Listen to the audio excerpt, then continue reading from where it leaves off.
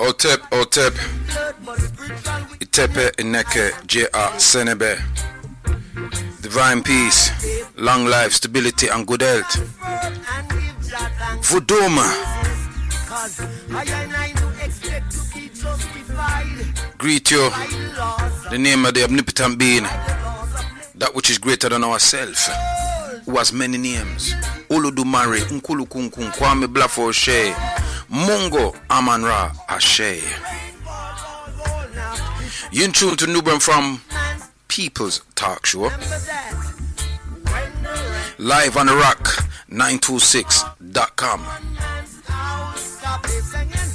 Stay tuned, stay locked to the Prophet Kwaku on the Nubian Forum People's Talk Show. Otep people, Otep, Akwaba, Ikale Karo. Welcome to Nubian Farm People's Talk Show, live here on the rock 926.com. And got a show for you today. See? Now, as we know, and I don't have to people them to get the text, but let me just first big up a few people first and foremost before I even go any further. Big up to my sponsors, Nevs, home of 8 panels, down there on Brixton Station Road, selling the beautiful hats, the 8 panels hat. And if you call in on the phone or you text in and say you want a hat, the first 5 people will get a free 8 panel hat. See, send your name and everything, but you have to give me your name. So either your phone or your text in with your name, and you can collect your hat, free hat from Nevs. Yeah, sells hats on a store down on Brixton Station Road, just opposite the Recreation Centre, Brixton Southwest 2. Also sponsored by ADE Photographic Pictorial Services down there in Peckham Indoor Market, 49 to 52 Indoor Market, Peckham, Rye Lane, 48 Rye Lane, Southeast 15 5BY. Do the best in print anything. Print anything. Pan the back of your phone, pan your cup, pan your plate, t-shirt, jumper, coat, anything you want to. Designs, flyers, etc. Around there. Yeah. Want to rise up to Prophet Jabi, who's tuning in all the way from New York City in the country of the United Snakes of America. So rise up to the Prophet and the family and the friends and all those who's listening in the Americas, in Africa. Rise up. Vudum, big up yourself. Dr. Abu down there in the Gambia.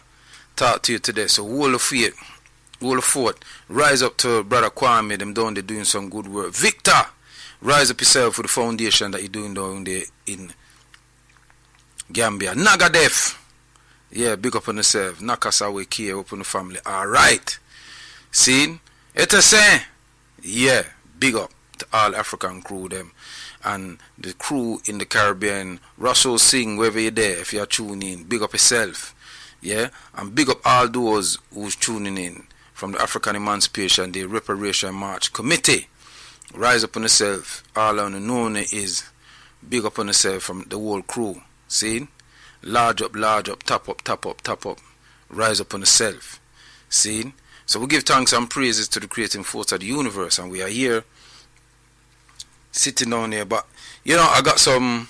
Well, it's sad news. It's sad news in a sense, but in another sense, it's not so sad when you really kind of check it out, because it's expected. You know, none of us is going to be here forever, and an elder has passed away, a good family friend, and things like that has passed away, and so we give thanks and praises.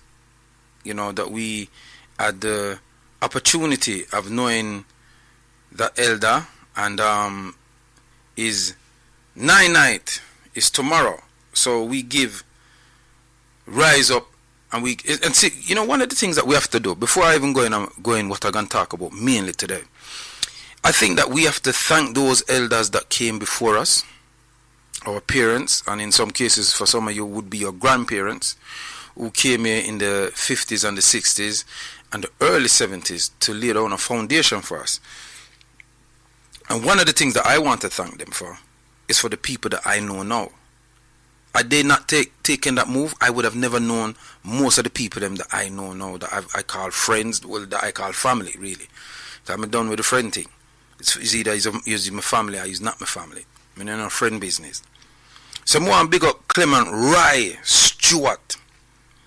Yeah? Big him up, Yeah?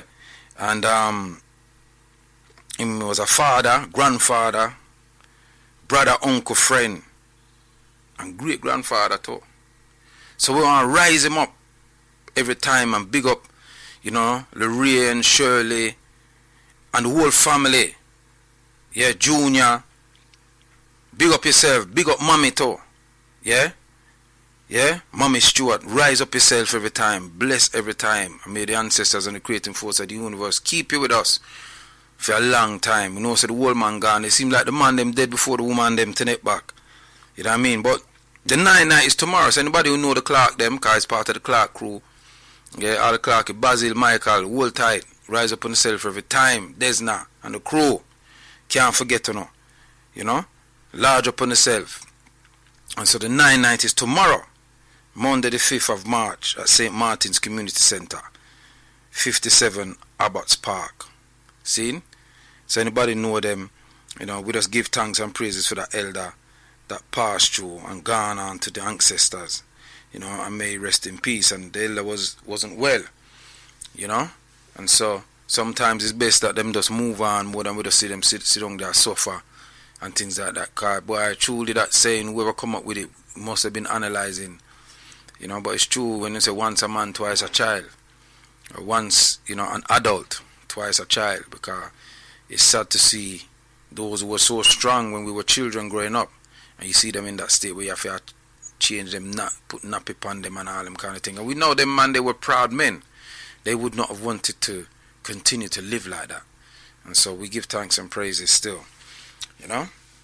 So big up to the Stewart family. I may the ancestors and the creating force of the universe watch over, bless, protect and guide, And may Monday be a beautiful day.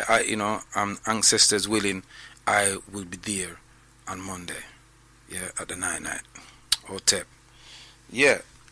So today now, what I want to discuss, because everything for me now is reparations. Yeah, it's all about reparations. And reparations can come in many forms. And for me, reparations really and truly is about a multitude of things.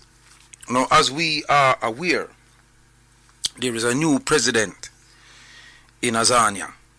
And most of you would know it as South Africa. The Africans call it Azania. And this new president has taken over from Zuma. Because there was a whole political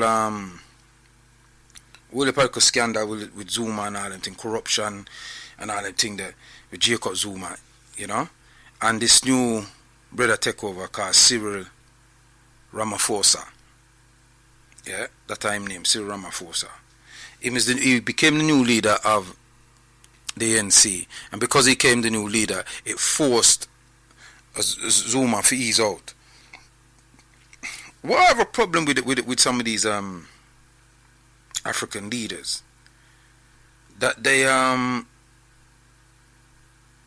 kind of know my go off of the beaten track, but them him call himself Jacob Zuma. Him still have him African last name, and then this one call himself Cyril Ramaphosa. This shows you how much the European has colonized Africa. They didn't just colonize the land. They colonized the mind. And it's almost as if we are afraid to let go, to redefine ourselves. And so, what's happened in South Africa now, there was a motion in South Africa. There was a motion that was given in South Africa, right? And in them parliament. And that motion was for the redistribute. In fact, I don't like to use the European terminologies that they use. Them called land grab. Land grab was what they did. And let's get this story straight. Land grab is what the Europeans did. In fact, they did more than land grab. Them land grab and them people grab. Because them grab you from Africa and them go to the Caribbean and them carry out Americas and all them place and drop all about the place and enslave and do all kind of things. And I've gone over that before, and I will come back that again from time to time. But for the purpose of this particular show that we're doing, it's about what's transpiring in South Africa today. And then them grab we, and then after them grab we and shift we, them grab the land. See? And so there was a vote in their parliament. And in that vote, the motion was put forward to reclaim back the land from the thieves. Because this is what they are. Let's not, they call them, white farmers. No, they're thieves. I don't care what kind of work. A thief can be anything, Right? So them lock up some MPs in Britain in what I think was about 2011 or something like that, 10. Cash for questions and all them thing there.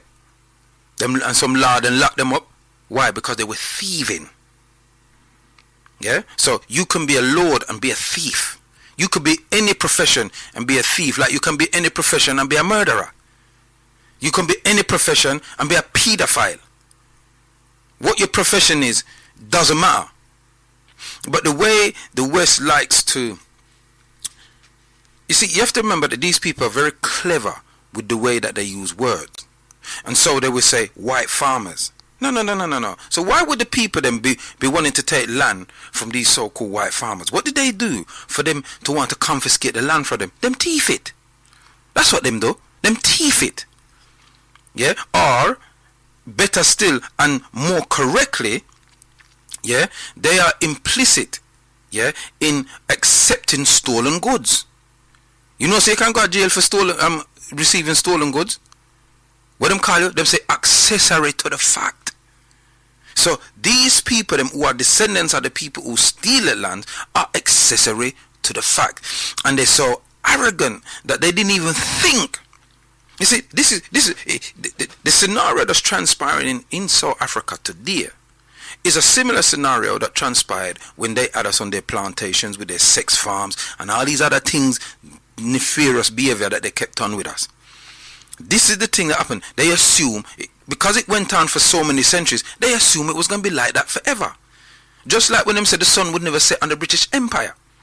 They assume that type of behavior that they were imposing on people was going to last forever. But nothing lasts forever. As life will show you. Just like I just explained earlier, how the elder passed away. Answer me. And just like I one day will meet death. And all of we who are listening on this station, who's listening around the world, we all going to embrace death one day. So nothing is forever. So this is the arrogance of these people, that they assume that situation was going to stay there forever. And the person that brought the motion was a man called Julius Malema. Yeah? The leader of the opposition. Yeah? The economic freedom fighter. The brother, but I met him and him come here before, I met him when he come here. Yeah? So him no joke thing. No play thing. And I want to read a quote from him. He says, "The time for reconciliation is over. The bill's frontman and leader of the radical opposition party, the economic freedom fighter, Julius Malema, told fellow politicians, he said to them, now is the time for justice. We must ensure that we restore dignity to our people without compensating the criminals who stole our land." And so they had a vote in their parliament. And in their parliament, 241 MPs voted in favor of the bill. Yeah, and then there was 83 that voted against it. Now, what I'm saying, the possibilities now that the constitution of the country going to have to change, include, the taking of the land. Yeah? Yeah, you know, they did an audit in 2017, and they discovered that Europeans in South Africa owned 72% of the farmland. Now you imagine that. They're not even 1% of the population. And them own 72%. The population of South Africa, I think, is about 30 million people. Yeah, something like that. And them, the people, there's only about 3 million of them. But them own 72%. They own all the wealth in South Africa. Yeah? They own most of the mineral wealth. Yeah? Yeah, no, them say last year in South Africa there was about 70 white farmers were killed. And there was about over 300 attacks. Right? So the people them is getting angry now. You understand what I'm saying to you? Yeah? Yeah, so now one of the things that was said is that if they continue on this course, right, there's going to be unforeseen consequences that are not in the interest of South Africa. Yeah, there's a parliament constitutional review, lawmakers on change of constitution and things. There's a whole load of stuff. And one of the things that's coming out of there is that, you know, banks and things, they're going to start investing in Africa and things like that. Let's get this thing here straight, African people. Yeah? If they start investing, there will be other people that come and invest. And what are these investments that people are doing? They're bringing paper, credit. It has no substance. Dollars has no substance. What's backing the dollar? Military arms. What's backing sterling? Military arms. What's backing the yen? Military arms.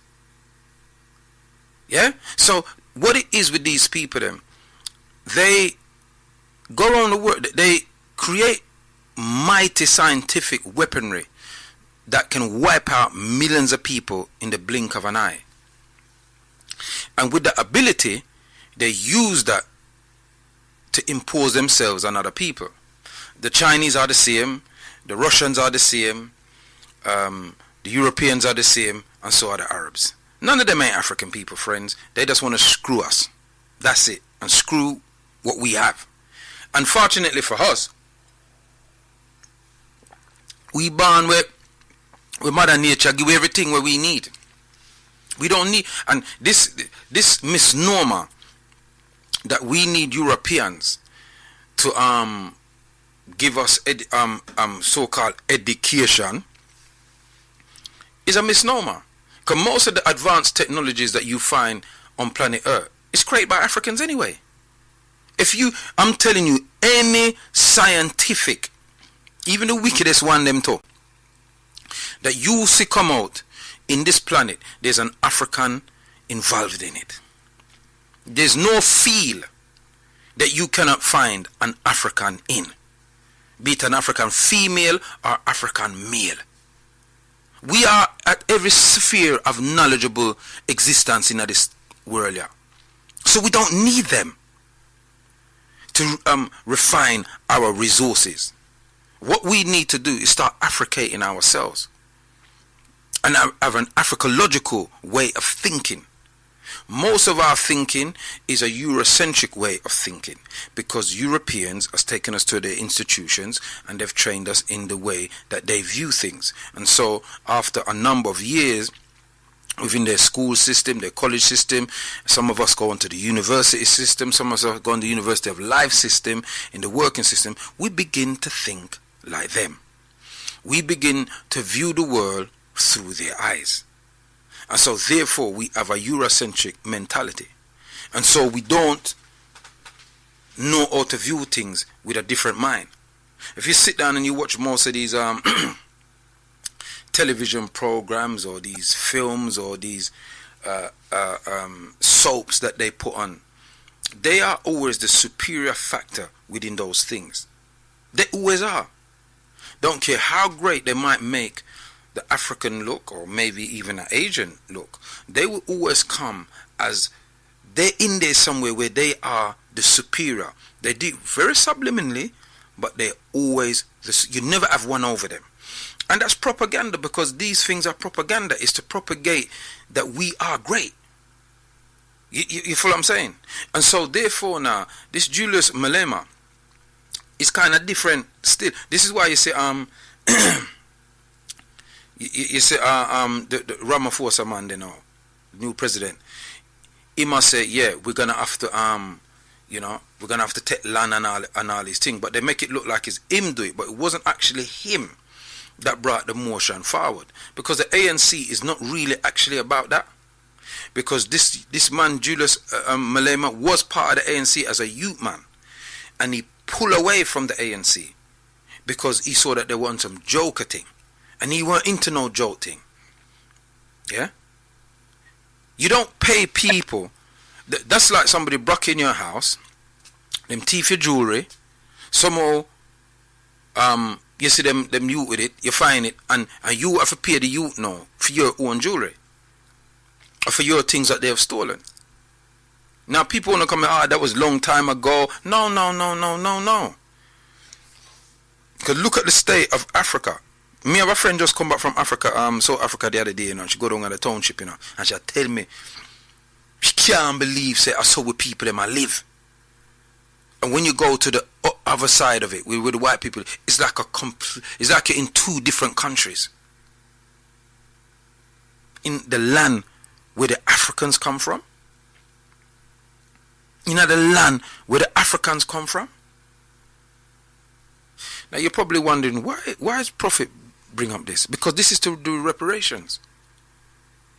And what's the implication of what will happen in South Africa for Africans globally? What's the implications for us as African people globally in terms of reparatory justice? Because it's not just about the land in Azania.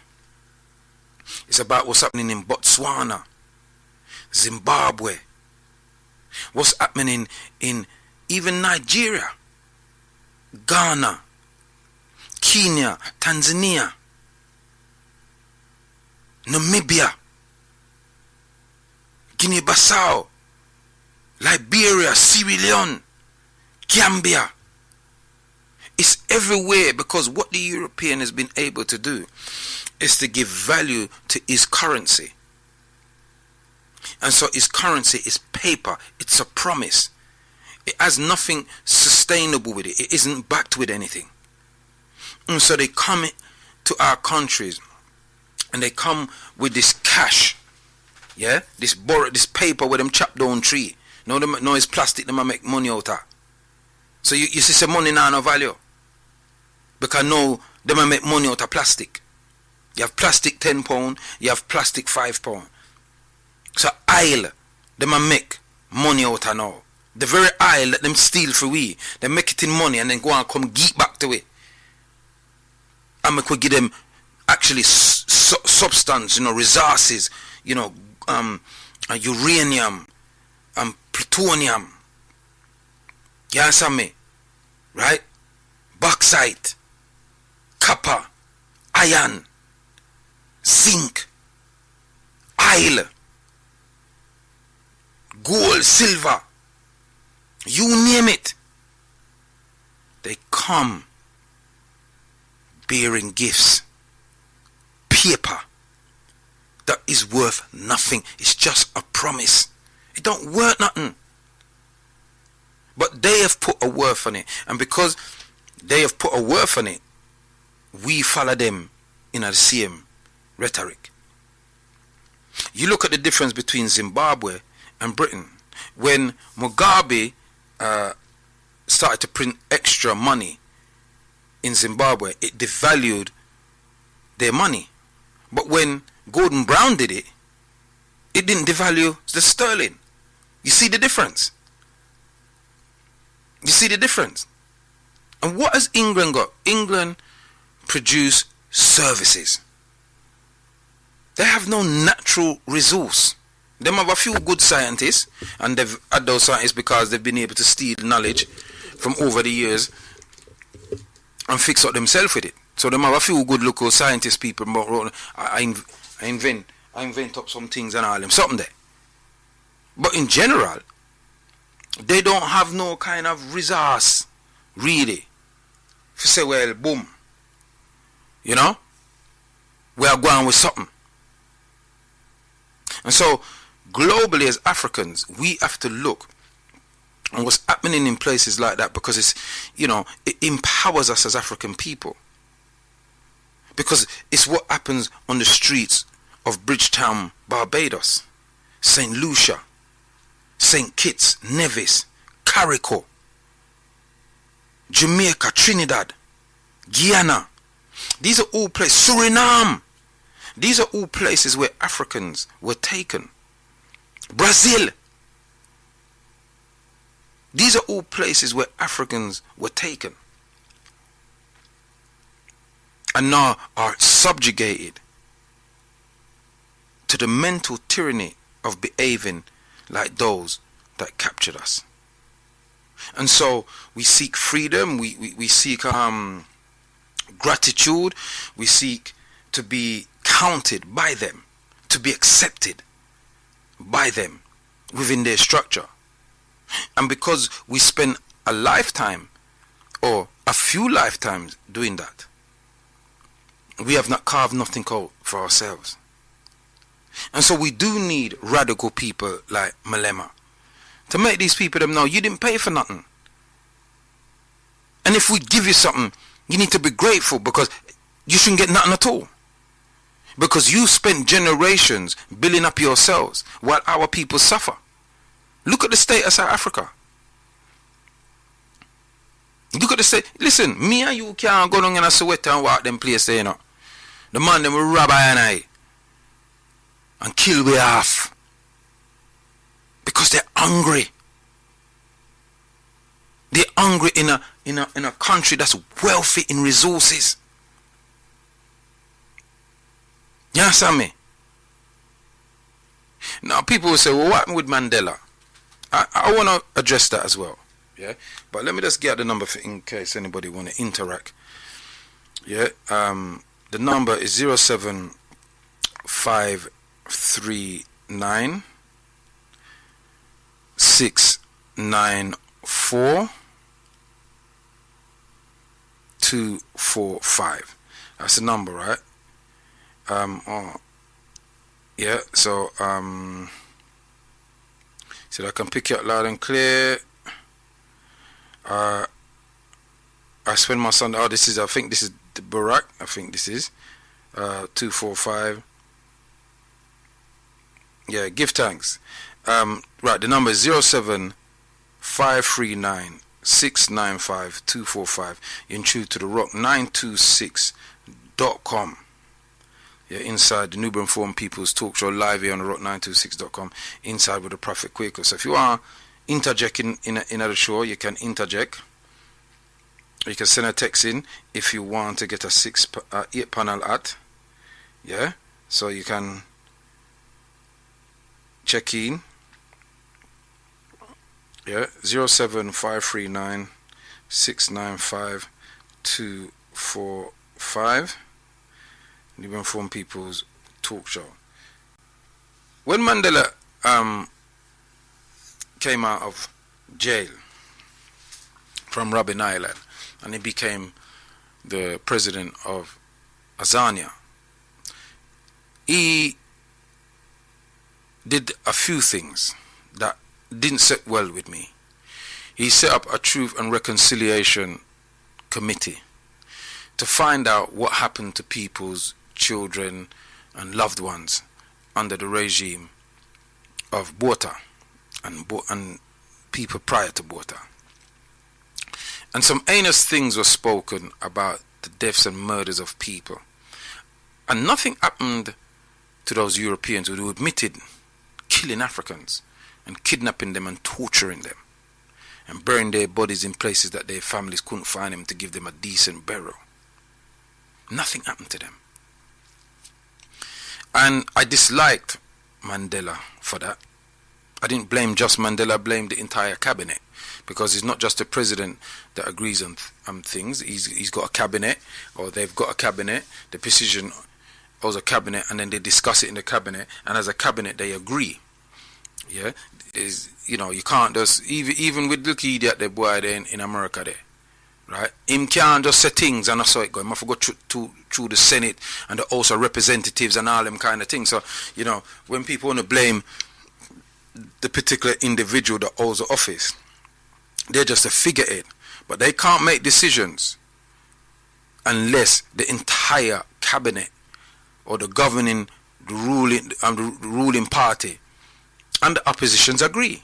So like, he couldn't just say he wants to go to war. Everybody have to agree. You understand what I'm saying to you? It's like here in the parliament, if they want to go, they must have voted in the parliament, and all the MPs have a saying it because they're representing the country. This is how it's supposed to work. So I didn't blame him totally, but I did see him as a traitor. But I have to be truthful about some things that Mandela said. One of the things Mandela was asked in a televised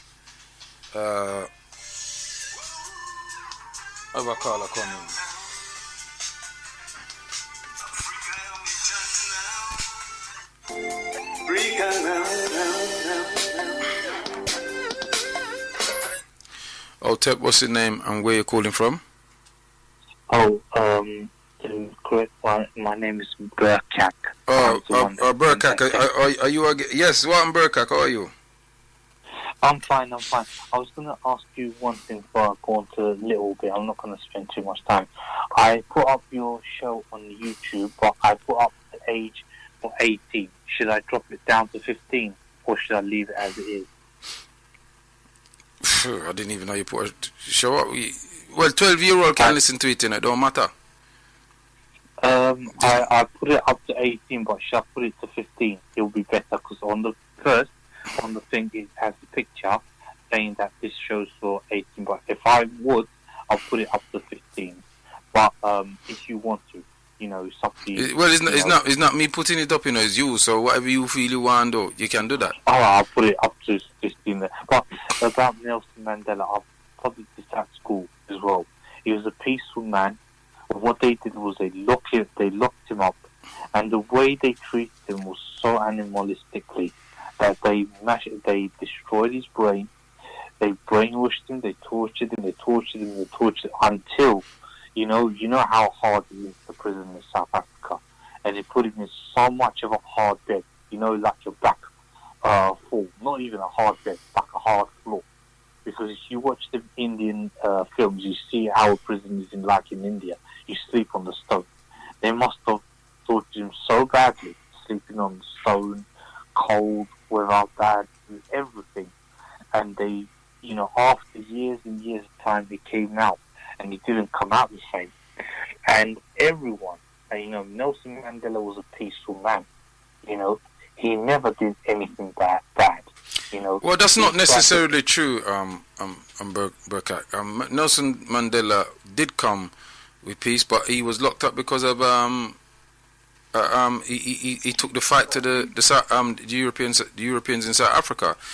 Some bombs in the city and things like that. So that's why they locked him up. They locked him up under terrorist charge. Terrorist charge that they created for defending, for wanting to get the land for his people. So that's why they did lock him up. So that is not peaceful, is it? No, but my teacher... There's nothing wrong. Don't get me wrong, Burkhardt. Don't get me wrong. There's nothing wrong in what... I don't see nothing wrong in when him decide to fight guerrilla warfare with them people, But I'm just trying to tell you, he tried a peaceful approach and that didn't work. So he had to come with an approach that these people them kind of overstand. And this is what they've now done with South Africa.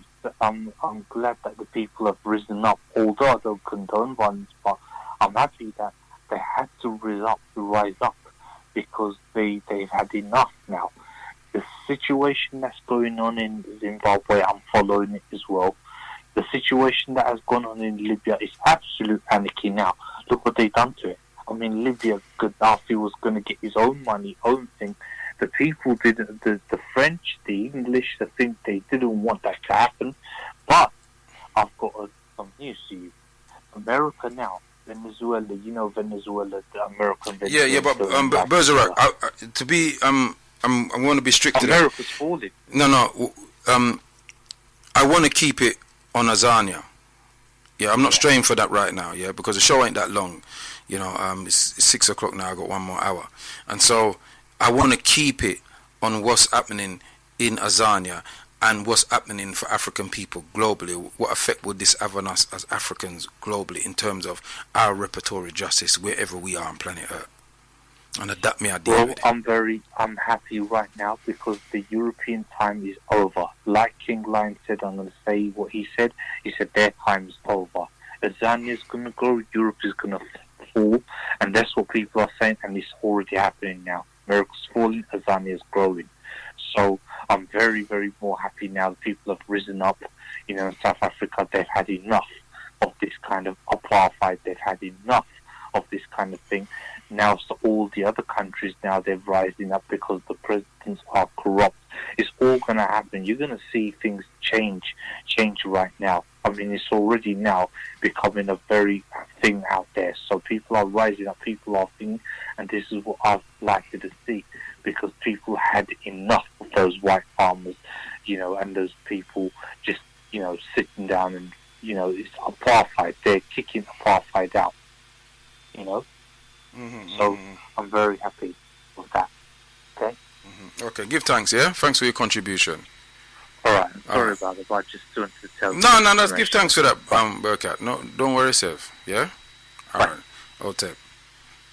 There you have it. Burkat had normal listener say I put up the show on YouTube. Yeah, dedicated listener. Alright. Yeah. 07539695245. Rise up to the Reeves family. Yeah, big up yourself. Carl, get better soon, my brother. Yeah, fight this sickness, my brother. Don't make it take you down. See? Big up to Mommy Greaves and Bev and Barbara. See, and Chelsea, hold tight. Big up on yourself every time. Love you know. Yeah? 07539695245. You know, what does this have to do with Africans globally? Well, Africa is our home. It's our ancestral home. And yes, not all of us is going to go back to Africa, but there's a lot of us that would, if we could go and carve a life out for ourselves. If we could go and we could do business. If we could go and we had finances to go and start up business, start up schools, colleges, universities, engineering thing, you know, scholarships of all kinds. What the European has been very clever to do, and they're very masterful, you know, you can't underestimate them, is to make Africa look unattractive to Africans, but very attractive to Europeans. And so you will see them put ads on, if you see them on television, about safaris. But the part the African play in the safari, them are the lesser. They will put on ads about even holidaying in South Africa. You know, right now in South Africa, you know, them have a place, you know. In South Africa, them carve a place out in the desert, you know, where them bring the sea in this desert, you know. And you apparently you can't be a millionaire and go there. You have to be a billionaire to go there. This is in South Africa, Azania. Right there, and the people in Africa is suffering. This is what they do. Wherever they find land with resources, they go and they build up these little enclaves for themselves. It's just like in the Caribbean, just like in Jamaica. The whole of the North Coast there now, where you see a beer hotel, with the indigenous, well, not the indigenous people, but the residents, because we're not indigenous to Jamaica, but the main population of Jamaica, which is African, cannot go to the sea. They have to pay for go up and seaside, where the Constitution of Jamaica says, that no Jamaican must be refused access to the beach. That's actually in the law. Yeah? But this happens in Jamaica. They build up these little enclaves. Otep caller, what's your name and where you calling from? Otep, good prophet. Yes, Otep. Brother, I do not know that. Yes, man, hear you. Yeah, man. Good program, man, and good subject matter. I just want to just show my little 2 cent piece, They were go forward. Yes, I want to greet you in the honorable spirit of our great and mighty African ancestors. And to try to see if I can give a reparation connection to land situation in Africa, in general, and in particular South Africa. What I we call it Azania, the Africans call it Azania. Yes, correction, accepted, Azania. The diasporan Africans, we have to maintain our right of return. As we move forward in our struggle for liberation, that has to be inculcated in law on the continent and in the consciousness of our brothers and sisters on the continent of the right of return for all Africa's children. And therefore, we will have to start to begin to find ways of how to reintegrate into African society for those who want to return. So as a part of our restitution, we have to begin to negotiate with local communities, local chiefdoms, local government, and national and regional government for our right of return. So land will become an important part because we're going to need land to rebuild. We're going to need land to establish, the new joint ventures with Africans on the continent. So hopefully, if we as the diaspora can get involved in the negotiation, get involved in the discussion about land, and what does that mean for us as Africans in the diaspora, being that we are landless, particularly those in Europe and those in America. We are landless, and we will need to be involved in some type of land in order to reintegrate into African society. So I think that's the angle that we have to approach reparations from. On another level, in terms of European participation activities on the continent, as a part of restoration, restitution. Restorative. Restorative, yeah. Yeah, restorative justice. Land that was taken from African people must be returned. Okay? And that's by divine right.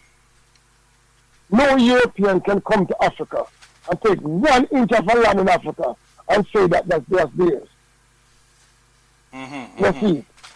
No, that can't happen because no African can go to Europe and take 1 inch of a land in Europe and claim that. I claim that land belongs to you as an African people. You know what I'm saying? Without African people granting you the right to that land, or European granting you the African right to that land. Okay? So in terms of restorative justice, that land has to be expropriated without compensation and given back to its rightful owners in Africa. And it can be seen as a part of reparatory justice in the sense that they have to repair the damage that they have done to our people in Nigeria as well. That's because many wars was fought on that land, and many African blood was shed in that land for the protection and defense of that land. And Europeans have walked away scot-free. No sense of justice, no accountability, for the grave, deep injustice that they've done to African people. All the way up until modern times.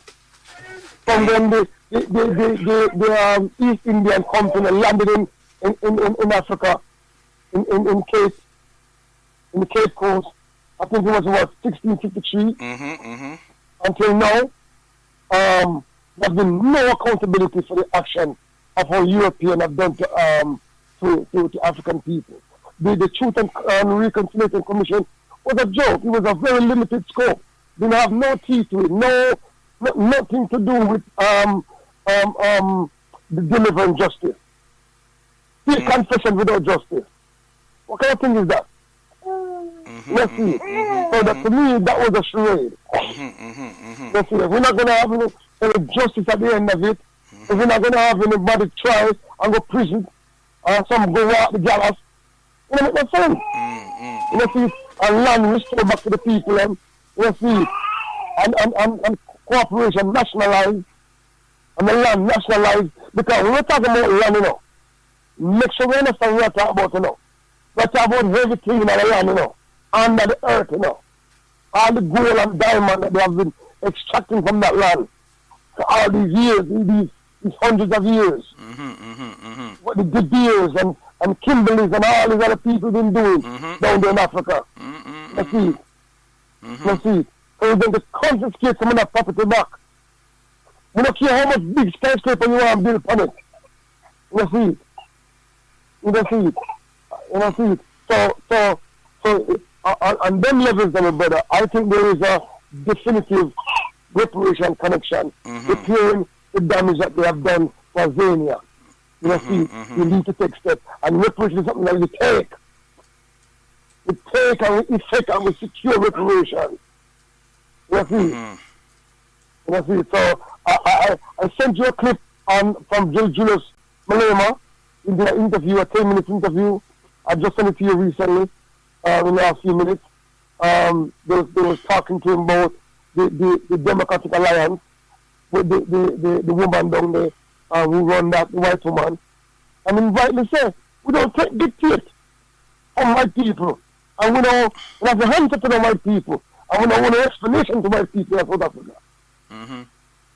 We'll see. And now, we'll see. Well, see, this is why he left the ANC, because he saw that the ANC was a joke. They were joking about, but there was something that I wanted to say earlier about Mandela. Yeah, and I think that we must tell the truth. Although I didn't agree with Mandela's political strategy, there was an interview that he did when he came out of prison, and one of the things, there was a question asked by the audience, it was a mainly white audience, and they asked him, why is he speaking to Gaddafi, and why is he invited Gaddafi and did a chat with Gaddafi, and he turned around and he just told him straight, he said, listen, when him lock up, people ain't do nothing for me. Now you want me to come and sit down with my enemies and laugh and joke at them, and the people them that supported me, that kept me alive, I must now turn my back on them. No, that will never happen. That was one thing that he said. I'm paraphrasing, but people can go and watch that interview. He really put it to them. I was quite surprised. And then there was another question that he was asked, and that was about Mugabe, when this whole reclaiming our land started in Zimbabwe, and they asked him to condemn Mugabe, and he turned to them and said he could not condemn Mugabe for what is happening in Zimbabwe. He couldn't do that, and one of the reasons why he wouldn't do that, because they went to Zimbabwe and Zimbabwe helped them for overthrow them people anyway. That was one reason, but the other reason was the fact that the land issue that they have in South Africa, the land issue in Zimbabwe pales in significance to what is going to take place in South Africa. So he's already had that in his mind. And what that told me about him, because when he came out, I was a lot younger than I am now, and I'm a lot more frystry, you know, you just when you're young, you just want to tear down everything. You just want to go, hey, kill off the boy them and things. But you have to be logical. He knew that it wasn't the right time, but he knew the time was going to come. Do you follow what I'm saying? And I always use a parallel. I always use Hong Kong as an example for people to look at where the Chinese are concerned. You look at China now, but look at China 50, 60 years ago. Yeah? Pale in significance. Yeah? 100 years ago, when the British was fighting them to import opium from India and drug up them people. So the British are drugs dealers on an international level. And they went to war with a sovereign nation so that they can drug their people, sell them opium. Yeah? So people can go, nobody don't have to believe what me I say. Go research Boxer Revolution and then we'll see what me I talk about. Yeah? And so what China did, they were weak, innit? It wasn't only the British they fighting, they might fight French, the Americans them come, yeah, them and Japan them causing them in a argument, and then they got weak after the second European war and all them something there. So they were decimated. So they leased Hong Kong to the British for 99 years. Now the Chinese people them that leased it for they knew they weren't going to live to see them, but they knew they had a plan. That in 100 years' time, China will be so strong that when we come for Hong Kong, a man can't tell us nothing. And that's exactly what happened in the 90s. When them rolling with the Red Army. So, bringing it back to where we were discussing now about Mandela, he knew they weren't ready then. But I heard that interview with Mandela. I saw that interview when it happened.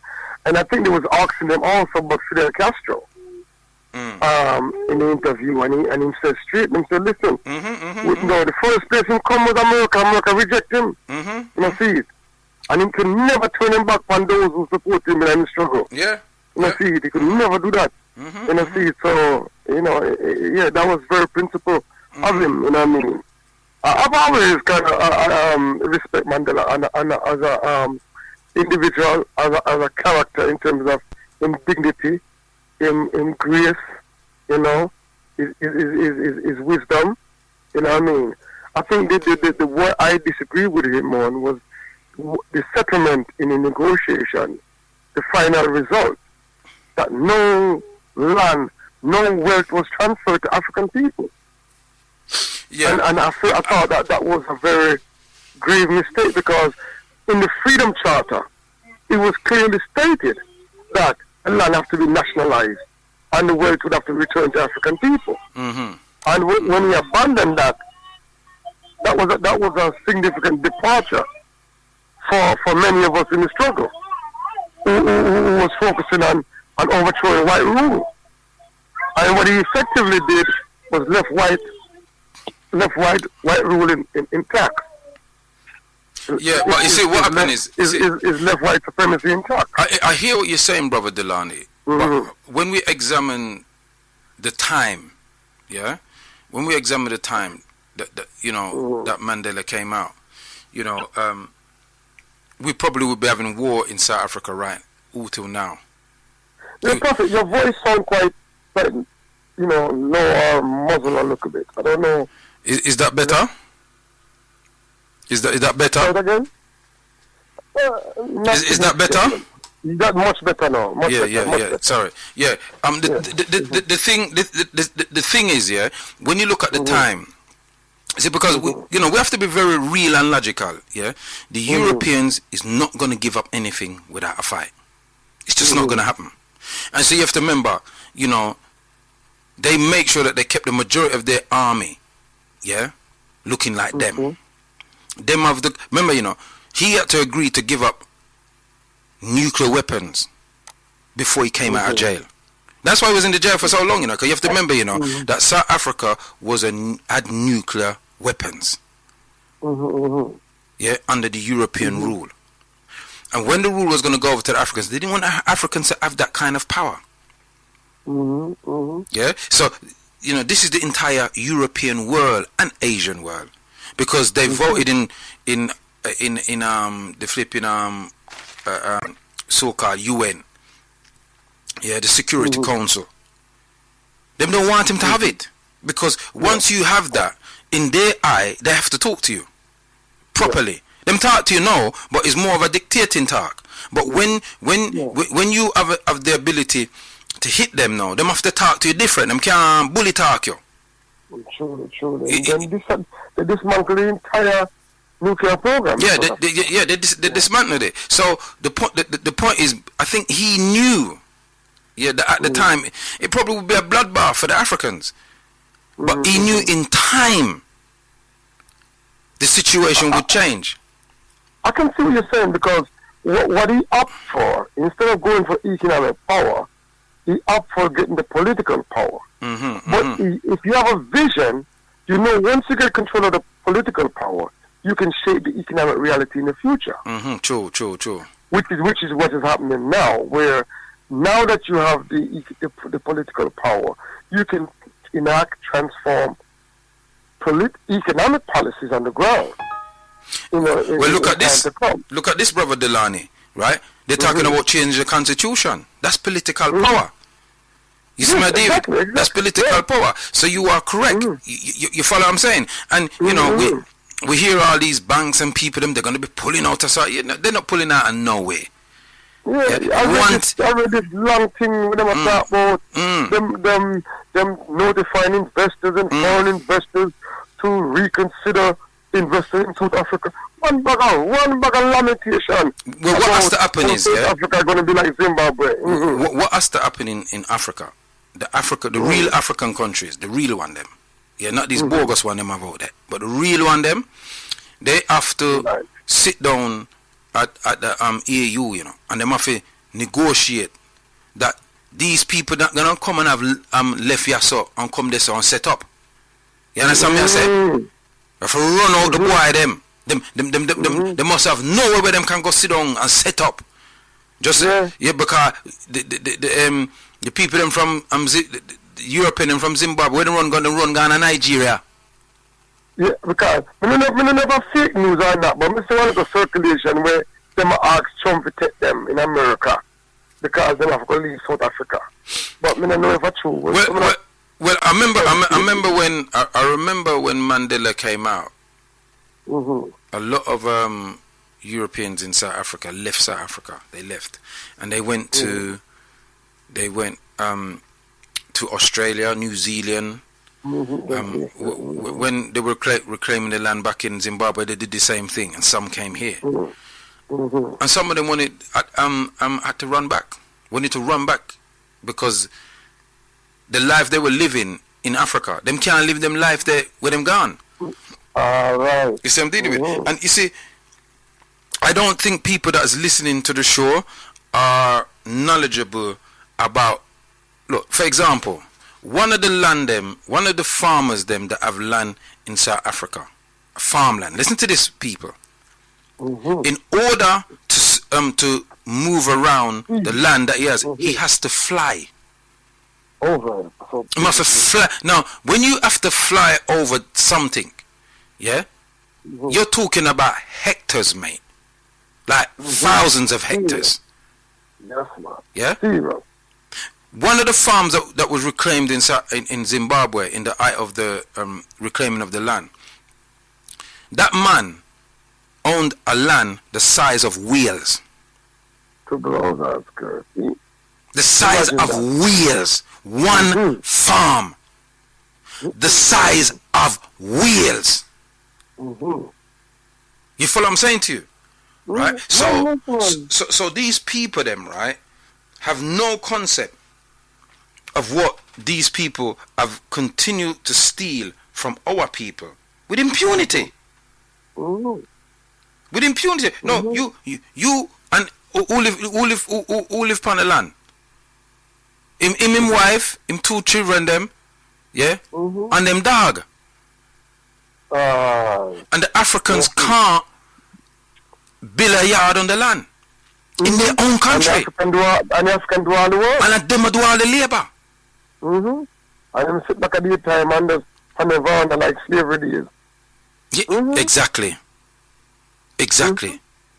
So our question that I wanted to ask, Brother Delani, Yes, my brother. And this is why I ask the question the way I ask it. What implications does that have for Africans globally in terms of the land reclaiming in South Africa? Okay. Let me address that point, because I was thinking as you was talking. I think that it would be in the best interest of Africa on the continent to start to think about joint ventures with Africans in the diaspora.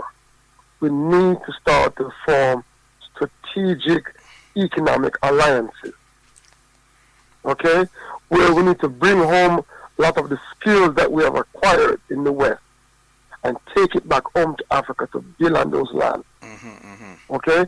And African on the continent have to open up to be able to welcome us home, to give us the kind of protection and the kind of welcoming that is deserving of a family member, okay?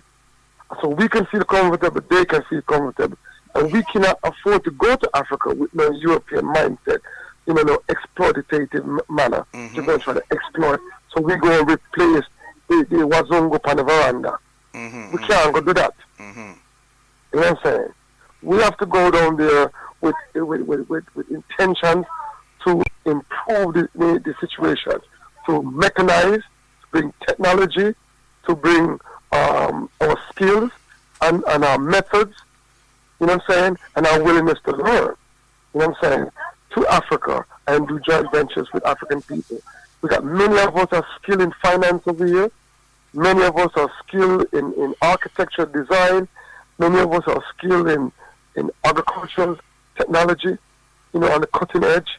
As you said earlier, there's no field of scientific exploration that we're not engaging. We need to take some of this technology, some of this knowledge that we have gained and bring it back to Africa in a strategic manner to build up Africa when the African people begin to move against these occupiers, these colonizers in Africa, that we can fill the gap. And also, we can also become consumers of products from Africa, you know, see it in the West. So when Africans make their product, they can export it to us, we can buy it. You know what I'm saying? So we create, and even as country to country, like the Caribbean or the far West African countries, can start trading with the countries in Africa. And they we'll start thinking about more direct flight to African countries and shipping route to African countries. So we can do back and forth trading with each other. You know what I'm saying? Let me interject there. There's something that you said in the earlier statement when you first came on. You said reintegrate and joint venture. I think that is very, very, very key to what we have to do in terms of repairing the damage that has been done. Because we have to, them can't repair the damage. Yeah? And it's not in their benefit to repair the damage. We have to repair that damage. And I like the fact that you talk about that we have to become consumers of African products.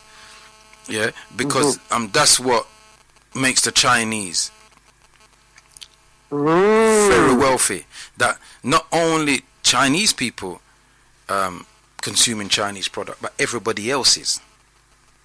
Yeah, so we have to, and we have got the labor force for that. I mean, you know, there's over a billion Africans on the planet worldwide.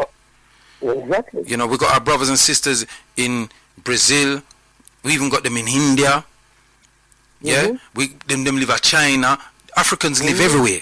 We're everywhere.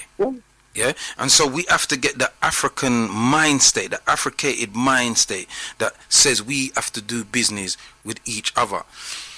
And so I agree with you 1,000% on that. And to just learn, there are new cities being built in Africa, and one thing that we can engage in is civil engineering, building of sustainable cities in partnership with African people, where we all benefiting together. That's because I know in Kenya, you know, they're building some massive cities, and they're based on high technology. You know what I'm saying? And intertwined with the ecosystem, so it'll be sustainable with the environment. So we always have to keep the environment in mind, because Africans have always lived in balance with nature. Well, So I don't know what's what- happening. That's true, but I think something different is happening in Ethiopia. Because you know they're building a dam in Ethiopia, and that's creating problems with them and the Egyptians and all the people there. Because Well, you see, the thing about the Egyptian, them, when them build them dam, they not consult with nobody. yeah, they've never consult with nobody. But Exactly. But what happened is them building the dam couldn't affect Sudan or Kush. Yeah, it couldn't affect it because I remember said the River Nile flows from Ethiopia and from Uganda. Remember it's two, the White Nile and the Blue Nile, and them buck up a Khartoum in Sudan, and then them ease out and go through Egypt. You understand me I say? Yeah. Right, so it never really affect them. But what happened is now the fact that Ethiopia is building a dam, and people have to know that Ethiopia has the quickest GDP rising in Africa at the moment. Yeah, so there's a lot of things happening in Africa that people don't really know. You see, and they keep this very, very quiet. Yeah, because what they don't want, they don't want us to use our skills to develop ourselves. You follow what I'm saying? We can do we can do international business with our people. We don't have to sit down here. Right now, my brother, there's a project that we can do in Africa that we can make ton loads of benefit. But don't say it over the year because we don't want nobody to thief the idea. so hold on on that, yeah? Yes. Okay. But yes. So. And when I say no one, I mean no alternative people. Yes, and I understand. Because what things happen is, we have a lot of ideas. We just don't have the capital to initiate them. You understand me? Yeah. Because we have sustainable energy right there in the continent to be explored, to be utilized. We only just have to harness it. Just keep it at that. Just harness. Yeah, just have to harness it. Yeah. And then we have to worry about no power and destroying the environment to get electricity and all them sitting there. That's actually happening. I think you know too. I think you know too. No. You know the place that talk about. No. In Zimbabwe. We can talk about that because there's no secret about solar power. No, we're not talking about that either. No. But there's no secret about solar power. Yeah. I mean, everybody knows about solar, but there's another source where, in a Zimbabwe, where it's never ending. Yeah. Well, light is never ending, Well, that's true too. But the sun is never ending. You understand me? The sun is never ending. It's the one thing that if we don't have it in our solar system, everything die. Everything. Yeah. We can't live without the sun. Yeah, the sun is the primal source of energy for human beings, creatures, and everything else that we do on planet Earth. It's the primal source of energy. Yeah. I think what happened with the solar industry is that the Chinese have that luck. Well, them have it luck in certain places. Remember, them don't have it luck all over Africa. Them have it. Them probably a luck in parts of Africa. They don't have it luck all over Africa. And we'll have to deal with the Chinese too. Them have to know for them place too. Yeah, you understand me? But there's a place in Zimbabwe where we can get. Yeah, but listen. What I wanted to say, the Arabs took hold of North Africa because the Africans got fed up of the Romans, and so they sided with the Arabs to help them get rid of the Romans. They didn't know the Arabs wouldn't leave. You understand? So this is a similar scenario with the Chinese now and the Europeans. You follow what I'm saying? So we as African people, wherever we are, and remember, we're not like them. We're not looking to massacre and kill off people because that's just not in our. We do it now because we have been trained to do it. We behave like them because we have been amongst them too long. But it's not in our nature to massacre people and villages and towns and just wipe people out. That is not in our nature. It doesn't mean we don't do it. Because one of the time, anytime I make that statement, people will say, but we do it, but it's not in our nature to to do it. And that's the key. Now, in terms of our relationship with the Chinese, I says that it is us to create the kind of terms and conditions that's beneficial to Africa. I'm not advocating isolationist policy, but if we do engage in any type of business relationship, any type of joint venture with China, it has to be contractual, that we negotiate the best in the best interest of Africa. Right. I think we can't do. Nobody's going to come build nothing for free. No. So you have to negotiate what is best for your people. Yeah, it's true, and I agree. But I think I would do something before that, and something in Africa needs to happen before that.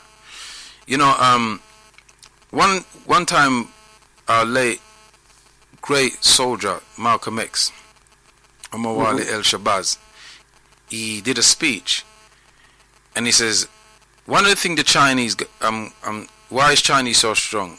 Because the first thing the Chinese did, they got rid of the Uncle Tom Chinese. That means the Chinese them that's working against China, and there was a lot of them. So let's not think that Africans is any different. Yeah? And for me, we have to get rid of the Uncle Tom Africans, the ones that will sell us down the Swanee. You understand what I'm saying to you? Because they've already sold out, I think, is it the bauxite or the copper mine? Some copper mine, I think, is in Botswana. In Botswana, one of them places, they sell out the copper mine for $150 million. I mean, it's just a joke. That's just, you know, you Zambia, that's it. You know that went to some private person, somebody in the government, right? And this is, in 1 month. Yeah. You understand? How could you sell a copper mine for that type of money in a this year time, yeah? Where people don't talk in millions no more, they talk in billions. Billions. You follow what I'm saying? And you're selling off the people's them resources. So now the Chinese now have legitimacy because there's a contract that's written, and they can say, well, we paid for it. This is what they wanted. That's not our business. That's their business. Yeah, so it puts us in. We have to write our contract for the benefit of the people. Because brother, you're missing the point. You're missing the point, beloved. I hear what you're saying and I agree, but you can only write those contracts for the benefit of your people if you have people in power that's thinking about the benefit of the people. If you don't have people in power, it's never going to get written. You see what I'm dealing with? So, which takes us back to our original conversation, yeah, in South Africa, Azania, with Julius Malema, yeah, and Cyril from Ramaphosa. Ramaphosa. Yeah. In that, Julius Malema initiates a motion in Parliament and said, "Listen, this is how things have to run now, rude boy. We've been playing with them people here too long. They've had the reconciliations in the 90s. We allow them, yeah? They come through the new millennium, right? They've had the best part of the first 10 years in the millennium, or 17, 18 years in the millennium, right? To even try to right their wrong, and they didn't. So here, what? There's no more playing with them. They just got to move. Simple. It's as simple as that. You follow what I'm saying to you, King? But, so what happens is now you got people in certain positions who's thinking about the people. If we don't have those people in those positions, we can talk about writing the correct thing all day long. It ain't gonna happen. Yeah, we have to have our intelligence services. Yeah, that's watching these people, just like where they're watching us and listening to the show, and them a tap with phone and all them thing. Then and listen to our conversation. They got places up in country with excuse me, with thousands of people sitting down, going through our conversations, listening to what we're saying. So we need to have our intelligence services, yeah, that's devoted to us and our people. That's correct. You understand? Excuse me. Yeah. So anyway, give thanks for the you get a long time to still, and we'll wrap up in 25 minutes. Yeah. Just to say, you know, one thing on Julius Malema is that anti-corruption they must deal with. If the ANC want any dealing with him, they must be anti-corrupt. They must appoint anti-corrupt people. Them have a place with them near Mandela City. And them want candidates to come running there. And they say them not endorse nobody. If man not done, him have a track record of anti-corruption fighting. No corruption them a deal with, so that is a very good thing. And Prophet, keep up the great works, great show, great discussion. Love the topic.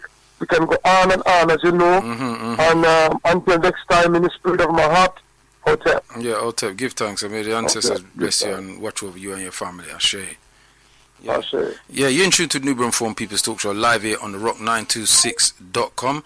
The number is 075395695 If you're calling from outside of Britain, it's +44 7539695245, or you can send in a text. Send a text in with your comments and things like that. Remember, you still have the opportunity to send in a text if you want one of Nev's 8-panel acts. That's if you're here in Britain, that is. Yeah, I don't know if he would ship it out to anywhere else, but he said them 8-panel acts down on Brixton Road. And if you mention this show and go to ADE Photographics, you can get a discount on anything that you want. So if you're a little work and you mention this show, the Nubian Forum People's Talk Show, you heard it, Nubian Forum People's Talk Show, then you can get a discount on any works that can get done down there. Yeah, just tell the brother, boom, and he will deal with you directly. See? Yeah, 49 to 52, Rye Lane Indoor Market, 48 Rye Lane Southeast 15 5BY. Yeah, best in printing, design. Funeral services and christenings and namings and weddings, all kind of thing to do with printing and photography.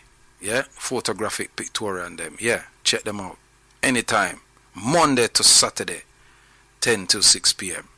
The intro to Nubian Forum People's Talk live here on the rock926.com. And one of the things that I wanted to add, because we have to, I use this as an example because I think that as African people, we've lost the mindset of thinking ahead, like thinking 25 years, 30 years, 40 years, even 100 years ahead. Liberation did not come easy for us, and we're not totally liberated now. We have a sense of autonomy which allows us to govern ourselves partially, but not fully. We don't own our land space where we are totally. We're always dependent on outside forces to come and develop. And so we have to think ahead. And I always use Hong Kong as an example, because the British took over Hong Kong in the 1800s. I think it was about 1843 or 42, one of them years there anyway.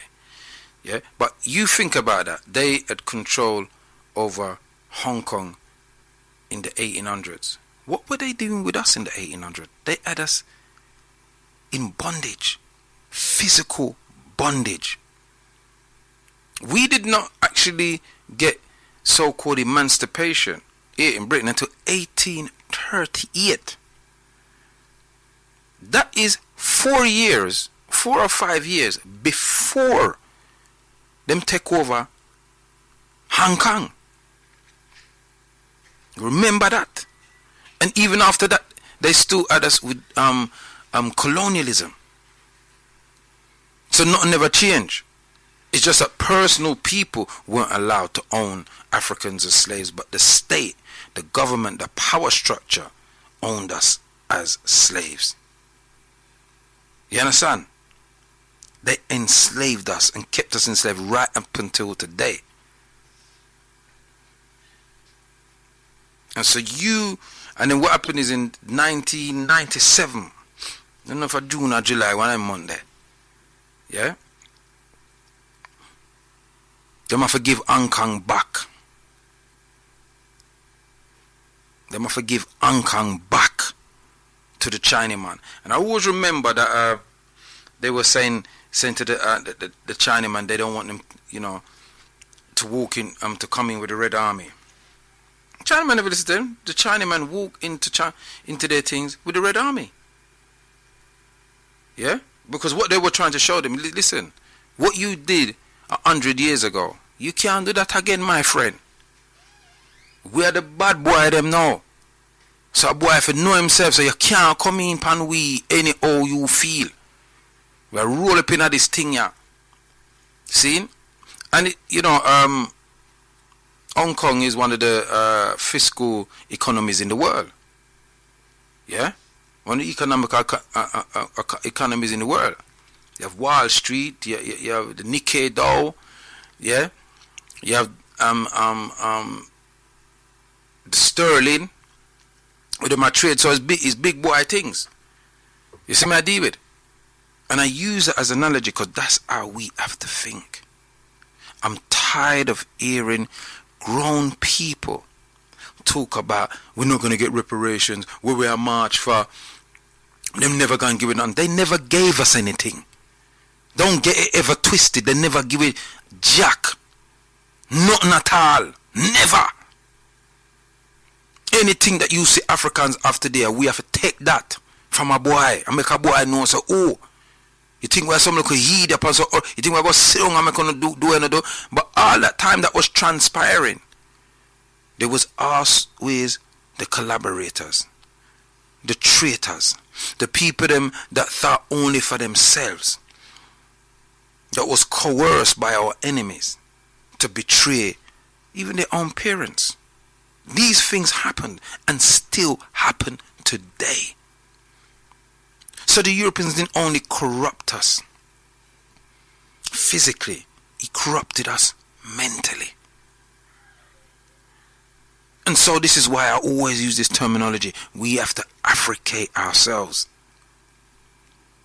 Meaning that we have to throw away the personality and thinking and practices of the people that dominated us, and re-emphasize ourselves, re-inject ourselves with an African mindset. And I'm not going to get into no debate about the word Africa. We know what we're talking about. We know the culture that we're talking about. And as much as they suppressed us, we kept that culture going even in the various parts of the Caribbean that we were. Even with what we're doing on this station now, the music that is played. Yeah? It's African music. Just redefined, re-energized, just changed. But if you check the backbeat, it's African. The drum, the bass, it's African. Because we are people that are expressive. And so we express ourselves in the music. So the brother that was playing before me, Smedley, old tight, never big up before, rise up yourself. He was playing a particular genre of music that Africans created. And that came out of our suffering. The blues, led to rock, and the rock led to soul, and soul led to what they call R&B and all the rest of it. And all these other music that other people are pirating even the way that we sound. And still making money off us. So even in the music industry, even in the industry that we created out of our suffering, they manage to hijack. And this is what they do. And so what's happening in South Africa is essential to the liberation of African people. Because it will give us a sense of power. But more importantly, it will give us a sense of change. No longer should our people suffer.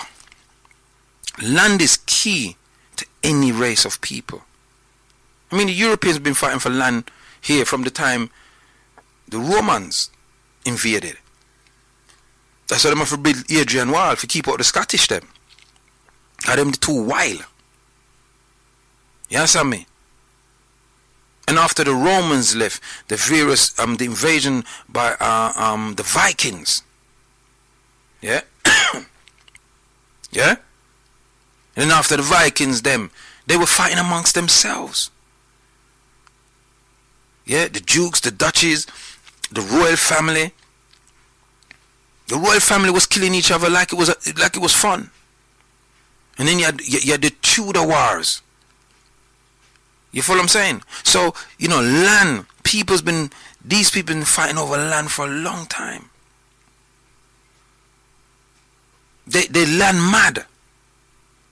First they want the land for what they could grow on the land, but as time goes and technology advances, they want land for what's underneath the land. We have to be very careful that we do not adopt the same mentality as them. Because this planet that we live on is our mother. It not called Father Earth. It called Mother Earth. And that's why in the African Emancipation Day Reparations March Committee and the Stop the Manganese campaign, we have in our document that we charge the British government and their perpetrators of the manganese, of the Holocaust of chattel slavery on African people. Yeah? Genocide. And very importantly, ecocide. The damage of planet Earth. Because we were the first custodians of planet Earth. And so land is very important. You have land where you fly plane. You have to fly plane for go to one side of your land. You can't even drive. You have to fly. This is what these people have. But the way that they want to portray the news to the world is if there's some little farmer like you go up a flipping, if you go to the motorway and see some little sheep farm and them thing there, or some little farm like that them have. And no, it ain't. They got farms the size of flipping wheels. Yeah. One family. This is the kind of levels that we're talking about. So let's not get this twisted. What we're talking about here. Because Britain is some little small island in comparison to Azania, Zimbabwe. Britain is small. Britain's about the size of Ghana. And Ghana is one of the small countries in Africa. Out of the 54 where them have down there. That the Europeans carved up in 1884 and 1885 at the Berlin Conference. Where they were carving out Africa amongst themselves. You have to know the story. You have to know what happened to determine what's happening now. And so the benefits that we have, even us being on this radio, having this communicative speech, is because others sacrificed so we could have it. Others greater than myself put them head above the parapet and get it chopped off so that their descendants like me could come and try to Africate the masses. It weren't easy in the 1900s and the 1800s and 17 and 16 and 15 and 14. We've been fighting these people them from we lost control of the city of Grenada in 1492. When the Africans called Moors were defeated by the unification of the Europeans at the house of Ferdinand and Isabella and the traitorous Arabs that worked against the Africans to defeat them. They make a film about it called El Cid. Yeah? And so the first Africans that left and went in captivity, that was taken in and enslaved, didn't leave Africa. They left Spain. Because Spain invaded Haiti, otherwise known as Santa Domingo, them did call it. And when the Spanish bust, when the French bust them up, the French take it over. But you had what they call Creoles that escaped to the hills. You see me? History is a beautiful subject. And it's a subject that most of us should at least, breeze over. And so when the Portuguese them now end up on the west coast of Africa now, and buck up some Africans, when them crash them ship and they make them fix up them ship, and the African kingdom send them emissary with them. The Pope of the time sanctioned slavery. That time Spain and Portugal was at war. That's two Catholic country. And the Pope said you can't be two Catholic country and fight each other. So here one now. Spain, you can have the new world. And Portugal, you control the dark land. Cause so them used to speak about Africa. That was the definition of it, the dark land. So there's a whole heap of things that happen over this time, yeah, that bring us to where we are today. Maybe people call it the evolution of man and time. Who knows? But we haven't benefited from it. Yeah? Right? We haven't benefited from it. I got a couple of texts here. It says, greetings, Prophet.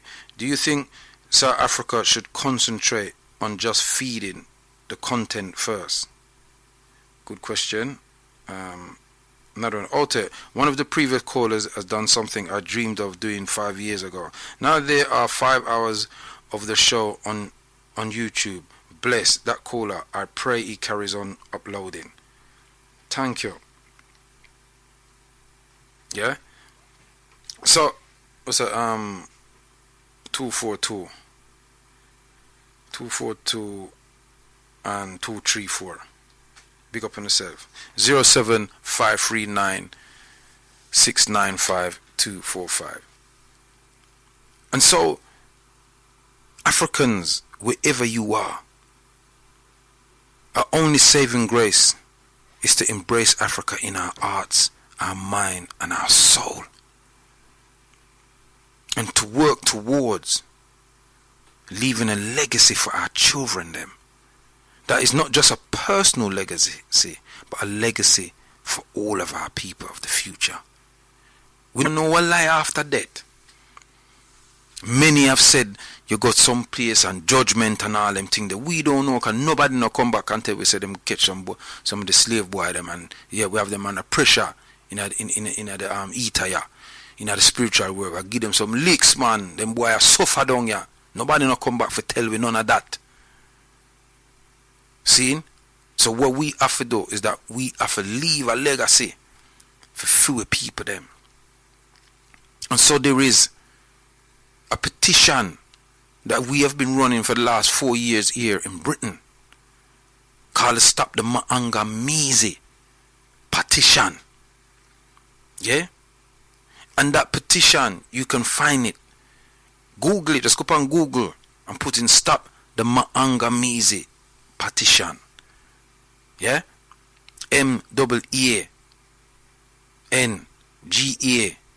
MAANGAMIZI. Maangamizi. Right? Petition. Or go on www.reparationmarch.org and you can get all that information and sign the petition. It's an agitation, it's a move. We have to attack them from all angles while Africating our children. And let me tell you something as well. Train your children and push them into the higher sciences.